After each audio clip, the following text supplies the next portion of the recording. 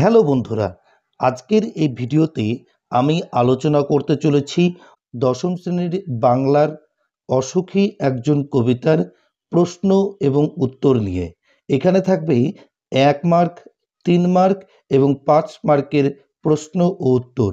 এর আগের ভিডিওতে আমি অসুখী একজন কবিতাটি বিস্তারিতভাবে আলোচনা করেছি। তোমরা যদি দেখতে চাও তাহলে আমি ডেসক্রিপশন বক্সে লিংক দিয়ে দিয়েছি, তোমরা ওখান থেকে দেখে নিতে পারো। তাহলে তোমাদের কবিতাটি বুঝতে সুবিধা হবে এবং প্রশ্ন উত্তর করাও তোমাদের ক্ষেত্রে অনেকটাই সুবিধা হবে। তাহলে চলো শুরু করি। আজকের প্রথম প্রশ্ন, আমি তাকে ছেড়ে দিলাম। এখানে আমি কে? নবারুণ ভট্টাচার্য অনুদিত, পাভলভ নেরুদা রচিত অসুখী একজন কবিতায় আমি বলতে স্বয়ং কবি নিজেকে তথা কবিতার কথককে বুঝিয়েছেন। 2 নম্বর প্রশ্ন দেখো, কবির অপেক্ষায় কে দাঁড়িয়েছিল? অসুখী একজন কবিতায় কবি যেদিন নিজ বাসভূমি ছেড়ে চলে যান সেদিন তার প্রিয় নারীটি দরজায় অপেক্ষায় দাঁড়িয়েছিল। 3 নম্বর প্রশ্ন দেখো, কথকের অপেক্ষায় কে কোথায় দাঁড়িয়েছিল? প্রখ্যাত চিলিয়ান কবি পাবলো নেরুদার অসুখী একজন কবিতায় কথকের অপেক্ষায় তার প্রিয়তমা গভীর প্রত্যাশা নিয়ে দরজায় দাঁড়িয়েছিল। 4 নম্বর প্রশ্ন দেখো, অসুখী একজন কবিতায় কথক অপেক্ষারতাকে ছেড়ে কোথায় চলে গেলেন? পাবলো নেরুদার অসুখী একজন কবিতায় কথক দরজায় অপেক্ষারতা প্রিয়জনকে দাঁড় করিয়ে রেখে বৃহত্তর স্বার্থে দূর থেকে দূরে কোনো স্থানে চলে গিয়েছিলেন। 5 নম্বর প্রশ্ন দেখো, অসুখী একজন কবিতায় কে ফিরে আসার কথা জানতো না? পাবলো নেরুদার অসুখী একজন কবিতায় দরজায় অপেক্ষারতা কথকের প্রিয়তমা সেই নারীটি জানতো না যে তার মনের মানুষ আর কখনো ফিরে আসবে না। 6 নম্বর প্রশ্ন দেখো, অসুখী একজন কবিতায় কবির পায়ের দাগ কিসে ধুয়ে গিয়েছিল? পাবলো নেরুদার অসুখী একজন কবিতায় কবির পায়ের দাগ বৃষ্টিতে ধুয়ে গিয়েছিল। স্মৃতির মলিনতা অর্থে এই উপমাটি ব্যবহৃত হয়েছে। 7 নম্বর প্রশ্ন দেখো, অসুখী একজন কবিতায় কবি পরিত্যক্ত রাস্তায় কি জন্মানোর কথা বলেছেন? অসুখী একজন কবিতায় পরিত্যক্ত রাস্তায় কবি ঘাস জন্মানোর কথা বলেছেন। সময়ের সঙ্গে স্মৃতির ফিকে হয়ে যাওয়া বোঝাতেই এই শব্দগুলি কিন্তু কবিতায় ব্যবহার করা হয়েছে। 8 নম্বর প্রশ্ন, নেমে এলো তার মাথার উপর। কার মাথার উপর কি নেমে আসার কথা এখানে বলা হয়েছে? পাবলো নেরুদার অসুখী একজন কবিতায় কথকের জন্য অপেক্ষা করতে থাকা তার প্রিয়তমার মাথার উপর পাথরের মতো ভারী একটার পর একটা বছর নেমে এলো। 9 নম্বর প্রশ্ন, অসুখী একজন কবিতায় কবি পাথরের মতো বলতে কি বোঝাতে চেয়েছেন? পাবলো নেরুদা তার অসুখী একজন কবিতায় কথকের জন্য তার প্রেমিকার যে অন্তহীন অপেক্ষা আর দুঃসহ বেদনাকে পাথরের গুরুভারের সঙ্গে তুলনা করেছেন। 10 নম্বর প্রশ্ন, তারপর যুদ্ধ এলো কোন কবিতার লাইন? যুদ্ধ এলো এর অর্থ কী? তারপর যুদ্ধ এলো এটি অসুখী একজন কবিতার লাইন বা উক্তি। এখানে যুদ্ধ এলো বলতে বোঝানো হয়েছে কথকের দেশে যুদ্ধ শুরু হয়েছিল আর মানুষ, শহর ও জনপদ সমস্ত কিছু জ্বলে পুড়ে ছারখার হয়ে গিয়েছিল। 11 নম্বর প্রশ্ন, অসুখী একজন কবিতায় যুদ্ধের ছবিটি কিভাবে ফুটে উঠেছে? অসুখী একজন কবিতায় কবির ভাষায় যুদ্ধ এসেছে রক্তের এক আগ্নেয় পাহাড়ের মতো, অর্থাৎ ফুটে উঠেছে ধ্বংস ও মৃত্যুর রক্তাক্ত ভয়াবহতার ছবি। 12 নম্বর প্রশ্ন, শিশু আর বাড়িরা খুন হলো। শিশু আর বাড়িরা খুন হয়েছিল কেন? অসুখী একজন কবিতায় কবি যুদ্ধে শিশু ও বাড়িদের খুন হওয়ার কথা বলেছেন। শিশুরাও এই যুদ্ধের হাত থেকে রেহাই পায়নি, ধূলিসাৎ হয় মানুষের আশ্রয়েও। 13 নম্বর প্রশ্ন, অসুখী একজন কবিতায় উল্লিখিত যুদ্ধে অপেক্ষারতা মেয়েটির কি হলো? অসুখী একজন কবিতায় উল্লিখিত ভয়াবহ যুদ্ধের বিধ্বংসী মত্ততা অতিক্রম করে শুধু আশ্চর্যজনকভাবে বেঁচে রইল সেই অপেক্ষারতা মেয়েটি। 14 নম্বর প্রশ্ন, অসুখী একজন কবিতায় যুদ্ধে সমতলের কি অবস্থা হয়েছিল? অসুখী একজন কবিতায় যুদ্ধের ধ্বংসাত্মক ছায়া সমস্ত সমতলে পড়ে আগুনের লেলিহান শিকার মতো ছড়িয়ে পড়ে এবং সব কিছুকে জ্বালিয়ে পুড়িয়ে ছারকার করে দিয়েছিল। 15 নম্বর প্রশ্ন, অসুখী একজন কবিতায় কবি দেবতাদের চেহারার কি বর্ণনা দিয়েছেন? অসুখী একজন কবিতায় কবি শান্ত হলুদ দেবতাদের চেহারার ছবি এঁকেছেন। এখানে শান্ত হলুদ শব্দবন্ধটি যেন নিষ্ক্রিয় প্রাচীনতার ইঙ্গিত বহন করে আনে। 16 নম্বর প্রশ্ন দেখো, অসুখী একজন কবিতায় দেবতারা হাজার বছর ধরে কি করেছিল বলে উল্লেখ পাওয়া যায়? অসুখী একজন কবিতায় শান্ত হলুদ দেবতারা হাজার বছর ধরে ধ্যানে ডুবেছিল বলে কবি উল্লেখ করেছেন, যা দেবত্বের নির্বিকার নিষ্ক্রিয় রূপটিকে কিন্তু এখানে ফুটিয়ে তোলা হয়েছে। 17 নম্বর প্রশ্ন দেখো, অসুখী একজন কবিতায় দেবতারা কোথা থেকে টুকরো টুকরো হয়ে উল্টে পড়েছিল? অসুখী একজন কবিতায় যুদ্ধের অভিঘাতে হাজার বছর ধরে ধ্যানে ডুবে থাকা দেবতারা মন্দির থেকে টুকরো টুকরো হয়ে উল্টে পড়েছিল। 18 নম্বর প্রশ্ন, তারার স্বপ্ন দেখতে পারল না, তারা বলতে কাদের কথা বলা হয়েছে? অসুখী একজন কবিতা থেকে গৃহীত তারার স্বপ্ন দেখতে পারল না এই লাইনটিতে বা পংক্তিতে তারা বলতে শান্ত হলুদ দেবতাদের কথা বলা হয়েছে। 19 নম্বর প্রশ্ন, অসুখী একজন কবিতায় কবির বাড়িটি কেমন ছিল? অসুখী একজন কবিতায় কবির বাড়িটি ছিল মধুর স্মৃতি ও স্বপ্ন বিজড়িত, অর্থাৎ বাড়িটির সম্পর্কে এখানে শৈশব কৈশোরের আকর্ষণজনিত আবেগ ও আবেশ প্রকাশিত হয়েছে। 20 নম্বর প্রশ্ন, অসুখী একজন কবিতায় কবির ঝুলন্ত বিছানাটি কোথায় অবস্থিত ছিল? অসুখী একজন কবিতায় কবির মধুর স্মৃতি বিজড়িত মিষ্টি বাড়িতে ঝুলন্ত বিছানাটি বারান্দায় উপস্থিত ছিল বা অবস্থিত ছিল। 21 নম্বর প্রশ্ন, অসুখী একজন কবিতায় কবির স্বপ্ন বিজড়িত বাড়িটির পরিবেশটি কেমন ছিল? অসুখী একজন কবিতায় কবির স্মৃতি বিজড়িত বাড়িটিতে গোলাপি গাছ ছিল, ছড়ানো করতলের মতো পাতা, চিমনি ও প্রাচীন জলতরঙ্গ যেন এক সাবেকি ইমারতের স্নিগ্ধ পূর্ণতাকে ফুটিয়ে তুলেছিল। 22 নম্বর প্রশ্ন, অসুখী একজন কবিতায় যুদ্ধে কবির বাড়ির অবস্থা কি হয়েছিল?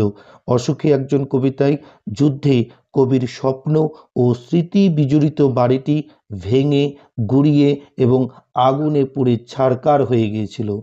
23 নম্বর প্রশ্ন, অসুখী একজন কবিতায় যেখানে শহর ছিল সেখানে যুদ্ধের ফলে কি কি ছড়িয়ে রইল? অসুখী একজন কবিতায় যেখানে শহর ছিল সেখানে যুদ্ধের পর ছড়িয়ে রইল কাঠকয়লা, দোমড়ানো লোহা ও মৃত পাথরের মূর্তির বীভৎস মাথা আর পোড়া শুকনো রক্তের কালো দাগ। 24 নম্বর প্রশ্ন, আর সেই মেয়েটি আমার অপেক্ষায়, আর শব্দটি ব্যবহারের কারণ কি?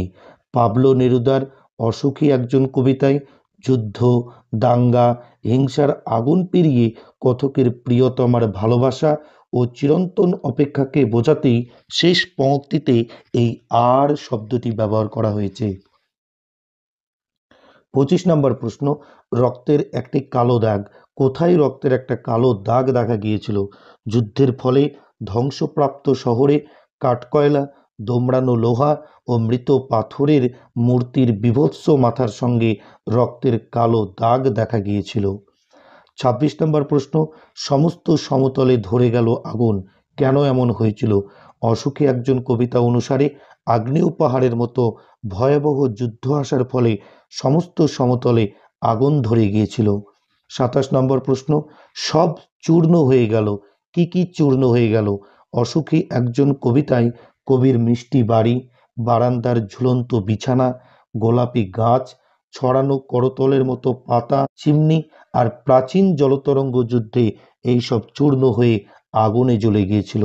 লাস্ট কোশ্চেন তোমাদের জন্য, অসুখী একজন কবিতাটির অনুবাদক কে? এই অসুখী একজন কবিতাটির অনুবাদক হলেন নবারুণ ভট্টাচার্য। এবার 3 মার্কের প্রশ্ন উত্তর নিয়ে তোমাদের সামনে আলোচনা করব। দেখো, প্রথম প্রশ্ন বলেছি, আমি তাকে ছেড়ে দিলাম। কবি কাকে ছেড়ে দিলেন? তাকে তিনি কিভাবে রেখে এসেছিলেন? পাবলো নেরুদার অসুখী একজন কবিতা থেকে গৃহীত অংশে কথক তার প্রিয় নারীকে অপেক্ষায় রেখে নিজ বাসভূমি ছেড়ে দূরে চলে গিয়েছিলেন।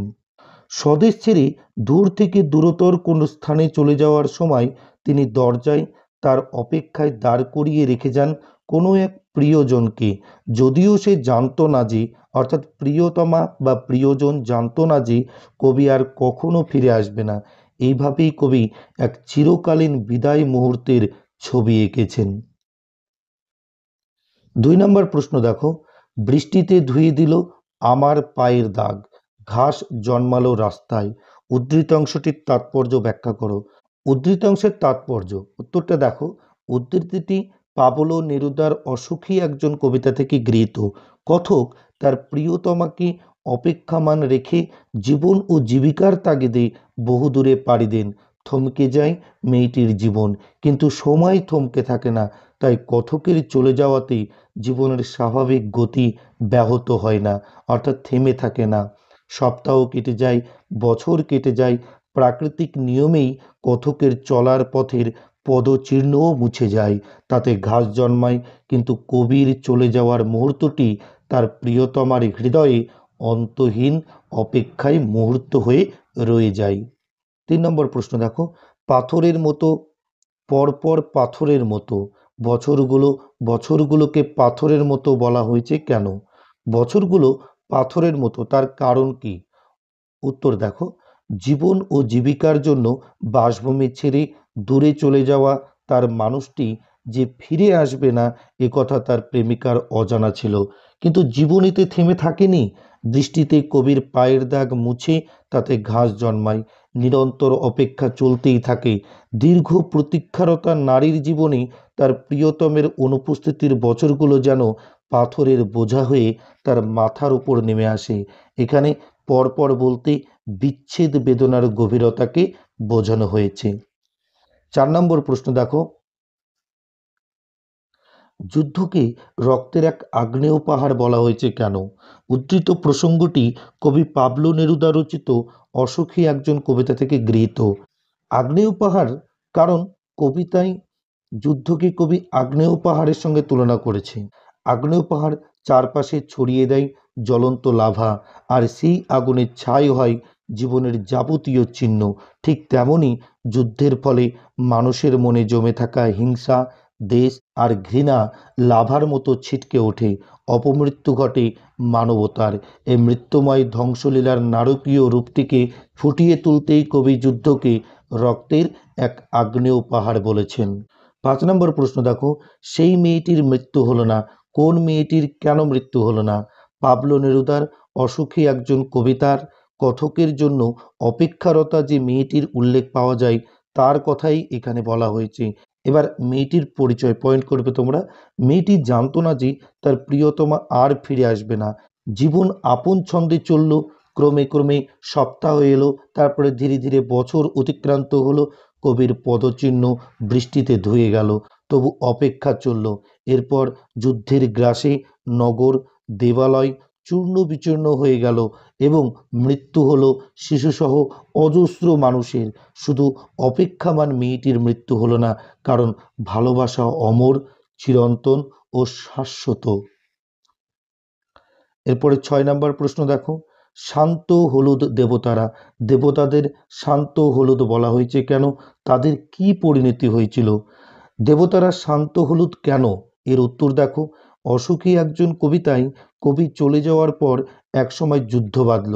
সেই যুদ্ধের বীভৎসতায় নগর সভ্যতা, কবির স্বপ্নের বাড়িঘর সব চূর্ণ হয়ে গেল, এমনকি ধ্বংস হলো দেবতাদের মন্দিরও।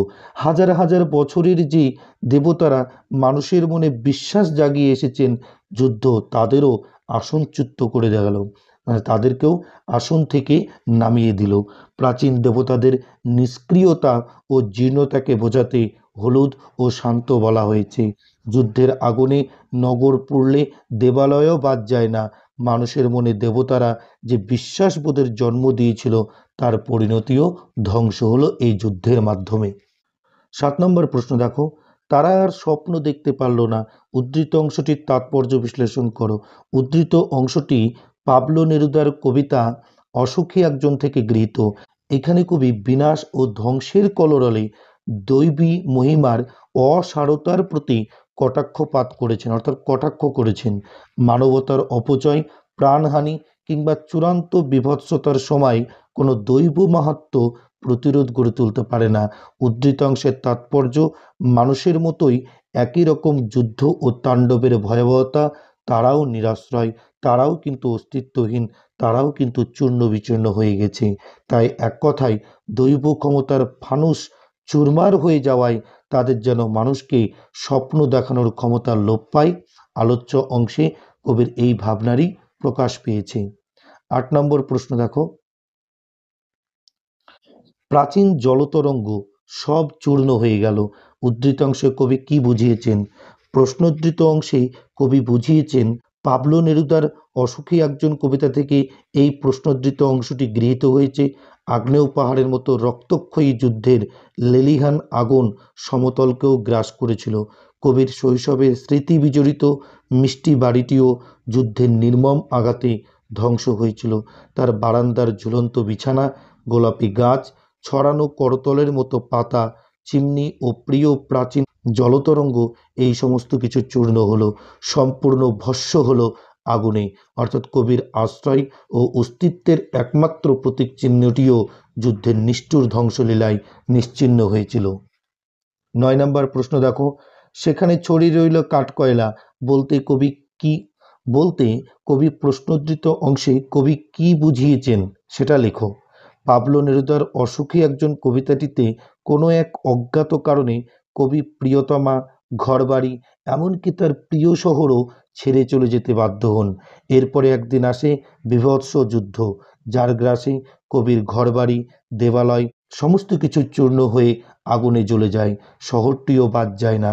একসময় সুন্দর শহরে ছড়িয়ে থাকে কাঠকয়লা, দোমড়ানো লোহা, মৃত পাথরের মূর্তির বীভৎস মাথা আর রক্তের দাগ। আসলে শহরের বিধ্বংসী রূপটি তুলে ধরতেই উদ্ধৃতিটি ব্যবহৃত হয়েছে। 10 নম্বর প্রশ্ন, আর সেই মেয়েটি আমার অপেক্ষায়, মেয়েটিকে সে অপেক্ষা করে কেন? পাবলো নেরুদার অসুখী একজন কবিতায় সেই মেয়েটি হলো কথকের প্রিয়তমা, যাকে রেখে কবি বহুদূরে চলে গিয়েছিলেন। কবি যে আর ফিরে আসবেন না এ কথা তার প্রিয়তমা জানতো না। তার অপেক্ষার বোঝা গভীর থেকে গভীরতর হলেও সে ভেঙে পড়েনি। এই মেয়েটিকে ধ্বংস যেন স্পর্শ করতে পারে না। মৃত্যু, যুদ্ধ, হিংসা, দাঙ্গার স্পর্শ পেরিয়েও তাই সে অমলিন থাকে, কারণ ভালোবাসার কখনো মৃত্যু হয় না। সে সময় থেকে সময়ান্তরে অপেক্ষা করে বয়ে চলে নিজস্ব ধারায়। 11 নম্বর প্রশ্ন দেখো, শান্ত হলুদ দেবতারা যারা হাজার বছর ধরে ডুবেছিল ধ্যানে, কোন কবিতার অংশ শান্ত হলুদ দেবতাদের হাজার বছর ধরে ডুবে থাকার অর্থটি বুঝিয়ে দাও। প্রশ্নোদ্ধৃত উক্তিটি পাবলো নেরুদার অসুখী একজন কবিতার অংশ। প্রশ্নে উদ্ধৃত অংশের অর্থ কি? এখানে ঈশ্বর বা দেবতা এক জীর্ণ বিশ্বাসের প্রতীক হিসেবে চিহ্নিত হয়েছে। তাদের নিষ্ক্রিয় প্রাচীনতা কবি শান্ত হলুদ শব্দবন্ধবের মাধ্যমে ফুটিয়ে তুলেছেন। আর দেবতাদের হাজার বছর ধরে ধ্যানে ডুবে থাকার মধ্যে তিনি দৈব মহিমার ভূমিকাহীন অসারতার ভাবটিকে ফুটিয়ে তুলেছেন। আসলে এই ক্রিয়াহীন, নিশ্চল ও ধ্যানস্থ অবস্থা আমাদের টের পাইয়ে দেয় যে মানব জীবনের উত্থান পতনের সঙ্গে দেবত্বের কোনো সম্পর্ক নেই। 12 নম্বর প্রশ্ন দেখো, সে জানতো না, কি জানতো না? না জানা বিষয়টি বিশ্লেষণ করো। নেরুদার অসুখী একজন কবিতায় অপেক্ষারতা মেয়েটি একথা জানা ছিল না যে কবি আর কখনো স্ববাসভূমিতে অর্থাৎ নিজের বাড়িতে ফিরে আসবেন না। পাঠ্য কবিতাটি শুরু হয় এক বিদায় দৃশ্যকে অবলম্বন করে। বাড়ির দরজায় প্রিয়তমাকে ফেলে রেখে কবি চলে যান বহুদূরের অজ্ঞাত কোনো স্থানে।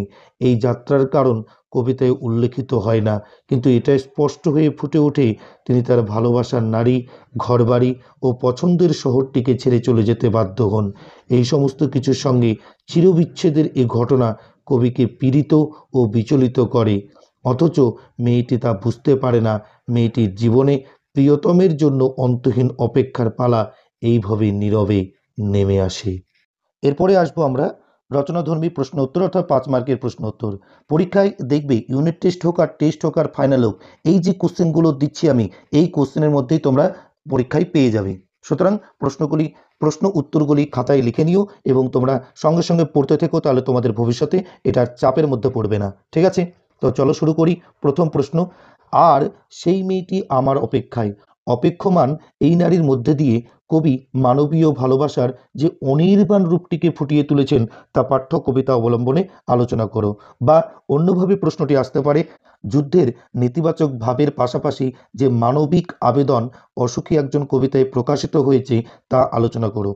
উত্তর দেখো, পাবলো নেরুদা তার অসুখী একজন কবিতার অপেক্ষমান নারীর মধ্যে ভালোবাসার অনির্বাণ রূপটি ফুটিয়ে তুলেছেন।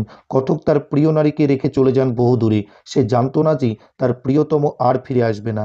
সময় চলমান, জীবনও তার সঙ্গে চলমান। সপ্তাহ কেটে যাচ্ছে, বছর কেটে যায়, কথকের পদচিহ্ন ধুয়ে গিয়ে তার ওপর ঘাস জন্মায়, তবুও সে নারীর অপেক্ষা থামে না। এইভাবে অপেক্ষার প্রহর গুনতে গুনতে মুহূর্তগুলো একটার পর একটা পাথরের মতো ভারী হয়ে নেমে আসে মেয়েটির মাথার উপর। অপেক্ষামান নারীর প্রতীক্ষার অনির্বাণ রূপ। যুদ্ধ ও যুদ্ধের আগুন ছড়িয়ে পড়ল সেই শহরে। সেই আগুনের গ্রাসের হাত থেকে বাদ গেল না শিশু কিংবা দেবতারাও। শান্ত হলো দেবতারা, তাদের মন্দির থেকে টুকরো টুকরো হয়ে ভেঙে পড়ে। কবির স্বপ্নের বাড়ি ঘর সব চূর্ণ হয়ে যায়, পড়ে যায় আগুনে। যেখানে শহর ছিল সেখানে চারিদিকে ছড়িয়ে রইল কাঠকয়লা, দোমড়ানো লোহা, পাথরের মূর্তির বীভৎস মাথা আর রক্তের একটা কালো দাগ। কিন্তু এত সবের মধ্যেও কবির প্রিয়তমা বেঁচে রইলেন। কারণ কি? কারণ হচ্ছে প্রেম শাশ্বত, তার মৃত্যু নেই। এই প্রেম মানুষকে মরতে মরতে বাঁচতে শেখায়। এই ধ্বংসের মধ্যেও বেঁচে থাকে মেয়েটির অনির্বাণ ভালোবাসা, বেঁচে থাকে ভালোবাসা, মানুষের জন্য তার প্রতীক্ষা। 2 নম্বর প্রশ্ন, তারপর যুদ্ধ এলো। পাঠ্যকবিতায় কবি যুদ্ধের যে আশ্চর্য করুণ ও মর্মস্পর্শী ছবি এঁকেছেন তা নিজের ভাষায় আলোচনা করো। বা অন্যভাবে প্রশ্নটি আসতে পারে, শিশুরা আর বাড়িরা খুন হলো। এই আশ্চর্য সংহত ছবিটির মধ্যে যুদ্ধের পৈশাচিক বর্বরতা কিভাবে প্রকাশিত হয়েছে তা কবিতা অবলম্বনে আলোচনা করো। চিলিয়ান কবি পাবলো নেরুদা জীবনযুদ্ধের একজন লড়াকু সৈনিক। চোখের সামনে ঘটে যাওয়া 2 বিশ্বযুদ্ধ প্রত্যক্ষ করেছেন তিনি। তাই পাঠ্যকবিতায় তিনি যুদ্ধের যে করুণ ও মর্মস্পর্শী ছবি এঁকেছেন তা অত্যন্ত বাস্তবোচিত। অসুখী একজন কবিতাটি আসলে যুদ্ধের প্রেক্ষাপটে এক শাশ্বত ভালোবাসার গল্প। কবি যুদ্ধের বীভৎসতার মাঝে প্রেম যে অনির্বাণ তা দেখাতে গিয়ে খণ্ড খণ্ড যুদ্ধের চিত্র তুলে ধরেছেন। কবি তার প্রিয়তমাকে অপেক্ষায় রেখে দূরে চলে যাওয়ার পর একদিন ভয়াবহ বীভৎসতা নিয়ে যুদ্ধ নেমে এলো। মানুষ আশ্রয়হীন হয়ে পড়ল। নৃশংসতার হাত থেকে রেহাই পেল না শিশুরাও। দাবানলের মতো যুদ্ধের আগুন সমতলে ছড়িয়ে পড়ল। ধ্বংস হলো দেবালয় আর তার ভেতরে থাকা দেবতারাও। তাদের দেবত্ব নষ্ট হলো। মানুষকে তারা স্বপ্ন দেখাতে ব্যর্থ হলো। কবির সেই মিষ্টি বাড়ির ঝুলন্ত বিছানা, গোলাপি গাছ, প্রাচীন জলতরঙ্গ সব চূর্ণ ও ভস্ম হলো যুদ্ধের আগুনে। ঠিক একইভাবে শহরটাও পুড়ে গেল। বীভৎসতার চিহ্ন নিয়ে ছড়িয়ে ছিটিয়ে পড়ে রইল কাঠকয়লা, দোমড়ানো লোহা, পাথরের মূর্তির বীভৎস মাথা আর রক্তের একটা কালো দাগ। শুধু সেই ধ্বংসস্তূপে বেঁচে থাকলো মেয়েটির অপেক্ষা ও অবিচল ভালোবাসা। 3 নম্বর প্রশ্ন দেখো, আমি তাকে ছেড়ে দিলাম কোন কবিতার অংশ? আমি কে, তার ছেড়ে আসার তাৎপর্য ব্যাখ্যা করো। চিলিয়ান কবি পাবলো নেরুদার অসুখী একজন কবিতা থেকে উদ্ধৃত অংশটি গৃহীত হয়েছে। তাৎপর্য কি এর? পাঠ্য কবিতায় আমি বলতে কবিকে বোঝানো হয়েছে। কবি এখানে কথকের ভূমিকায় স্মৃতিচারণার মাধ্যমে বর্তমানে এসে উপস্থিত হয়েছেন। কবির ব্যক্তি জীবনের ছায়া পড়েছে কবিতাটিতে। কখনো কর্মসূত্রে, কখনো বা রাজনৈতিক কারণে তাকে জীবনে বহুবার স্বদেশ ভূমি ছেড়ে আত্মগোপন করতে হয়েছিল কিংবা নির্বাসিত হতে হয়েছিল। সেই ব্যক্তিগত অভিজ্ঞতার যন্ত্রণা ও অনুভূতি পাঠ্য কবিতার কাব্যগুণে একটা সার্বজনীন রূপ পেয়েছে। কবি জীবিকা এবং জীবনের তাগিদে স্বদেশ ভূমি ত্যাগ করে প্রিয়তমাকে অপেক্ষায় রেখে বহু দূরে চলে যান। কবি যে ফিরে আসবেন না তা অপেক্ষারতা প্রিয়তমা জানা ছিল না। কবি দেশ ত্যাগ করা সত্ত্বেও প্রিয়তমার জীবন আপন গতিতেই চলে। এইভাবে সপ্তাহ থেকে বছর কেটে যায়, কবির পদচিহ্ন বৃষ্টিতে ধুয়ে যায়, সেখানে ঘাস জন্মায়, বিচ্ছেদের বছরগুলো একটার পর একটা পাথরের মতো মাথায় নেমে আসে। এরপর যুদ্ধ শুরু হয়, ধ্বংস হয় ঘরবাড়ি, মৃত্যু হয় শিশুদেরও। ক্রমে ধ্বংসের সেই আগুনের দেবালয়, কবির স্বপ্নের বাড়ি এবং শহর সব কিছু পুড়ে ছারখার হয়ে যায়। তবুও এই ধ্বংসস্তূপের মধ্যে বেঁচে থাকে মেয়েটির ভালোবাসা। তার অপেক্ষা চিরন্তন ভালোবাসা অবিনাশী, যা ধ্বংসস্তূপে আলোর মতো মানব হৃদয়ে বিশুদ্ধতাকে জ্বালিয়ে রাখে। ৪ নম্বর প্রশ্ন, যেখানে ছিল শহর, যেখানে শব্দটি প্রয়োগ করার কারণ কি? শব্দটি এই শহরটির কি হয়েছিল? উদ্ধৃতিটি পাবলো নেরুদার অসুখী একজন কবিতার অংশ। কথক বা কবির বাসভূমি যে শহরে, এক্ষেত্রে সেখানকার কথাই বলা হয়েছে। এই শহরটি কবি বা কথকের কাছে স্মৃতি বিজড়িত, কারণ এখানেই তিনি তার প্রিয় নারীটিকে অপেক্ষমান রেখে বহুদূরে পাড়ি দিয়েছিলেন।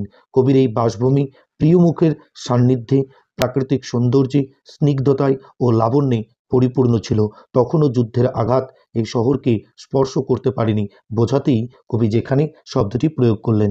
যুদ্ধের ভয়ঙ্কর নিষ্ঠুরতায় কবির শহর ধ্বংসের মুখোমুখি হয়ে গিয়ে দাঁড়ায়। যুদ্ধের আঘাতে সমস্ত সমতল জুড়ে আগুন লেগেছিল, দেবালয়ও তার হাত থেকে রক্ষা পেল না। মানুষের মধ্যকার যে দেবত্বের যুদ্ধ পরবর্তী মিথ ছিল, তা ধ্বংস হয়ে গেল। সেই সঙ্গে নিশ্চিহ্ন হলো কবির মধুর স্মৃতি বিজড়িত সেই স্বপ্নের বাড়িটিও। কবির বারান্দায়, যেখানে ঝুলন্ত বিছানায় তিনি ঘুমিয়েছিলেন, তার প্রিয় গোলাপি গাছ, ছড়ানো করতলের মতো পাতা, চিমনি ও প্রিয় জলতরঙ্গ সবই ধ্বংস হলো যুদ্ধের আগুনে। গোটা শহরটাই পুড়ে গেল। সেখানে ছড়িয়ে ছিটিয়ে পড়ে রইল কাঠকয়লা, দোমড়ানো লোহা, মৃত পাথরের বীভৎস মাথা ও রক্তের একটা কালো দাগ। কবির প্রিয় শহরের প্রতিচ্ছবি যুদ্ধের বীভৎসতা, মানুষের লোভ, হিংসা এবং বর্বরতাকে স্পষ্ট করে তুলেছিল, যা পাঠককে একেবারে স্তম্ভিত করে তুলেছিল। বন্ধুরা, তাহলে আজকের ভিডিওটি এই পর্যন্তই। তোমরা অবশ্যই এগুলো খাতায় নোট করে নিও, আর ভিডিওটি ভালো লাগলে অবশ্যই একটি লাইক করে দিও এবং বন্ধুদের মধ্যে শেয়ার করে দিও। আর এই চ্যানেলে তুমি যদি নতুন হয়ে থাকো, তাহলে অবশ্যই চ্যানেলটিকে সাবস্ক্রাইব করে দিও। তাহলে তোমরা এরপর থেকে দশম শ্রেণীর যে ইতিহাস, ভূগোল, বাংলা, ইংরেজি নিয়ে যে সমস্ত ভিডিওগুলি করব, সেগুলো তোমরা সর্বপ্রথমে পেয়ে যাবে। ঠিক আছে, তাহলে প্রত্যেকে ভালো থেকো, সুস্থ থেকো।